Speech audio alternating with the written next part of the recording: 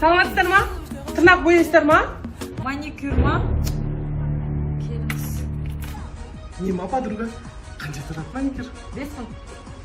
5 мың?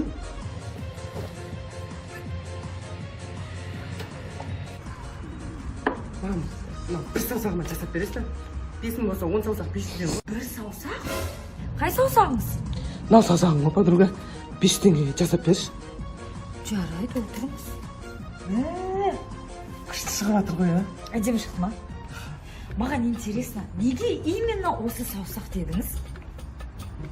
Подруга, күйеуім бақтаға кетті. Тура кететін кезде 40 пышақ болып қырылдық.